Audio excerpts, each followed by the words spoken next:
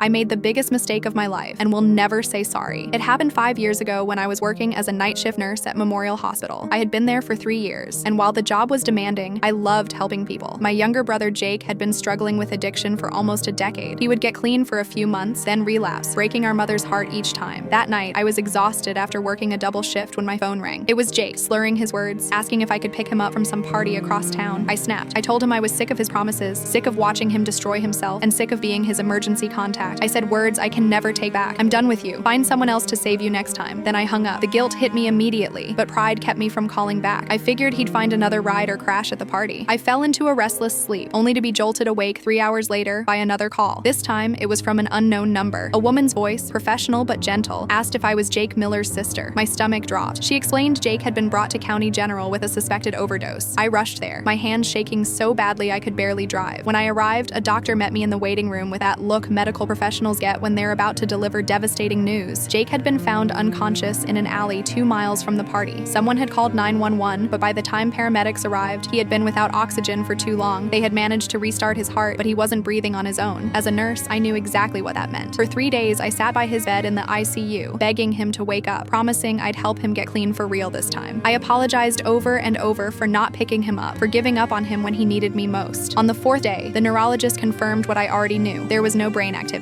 My mother arrived from Florida that afternoon, and together we made the decision to withdraw life support. As his nurse disconnected the ventilator, I held his hand and whispered that I was sorry, that I loved him, that I would give anything to go back to that night. He took 6 breaths on his own before his heart stopped. At the funeral, I couldn't bring myself to see. How could I tell a room full of people that my brother might still be alive if I had just answered his call for help? In the quiet aftermath of every decision, I find echoes of regret mingling with a fragile glimmer of hope. Each silent moment reverberates with a weight of lost possibilities and nearly captured chances, a constant reminder of the precarious balance between despair and the promise of redemption. I carry these lessons like a heavy, treasured burden, guiding my every step forward. In the years since, I've channeled my grief into action. I now run a support group for families affected by addiction and volunteer at a recovery center. I've helped dozens of people find treatment, driven them to rehab at all hours, answered midnight calls from strangers on the edge. But here's why I'll never say sorry again. Not because I don't feel remorse every single day, but because sorry isn't enough. Words can't bring Jake back or erase my failure when he needed me most. Instead, I live my apology every day by being for others what I wasn't for him. Sometimes the biggest mistakes don't deserve forgiveness. They deserve a lifetime of atonement. If someone you love is struggling, please don't wait until it's too late to show up for them. That call you're avoiding might be their last chance to reach out.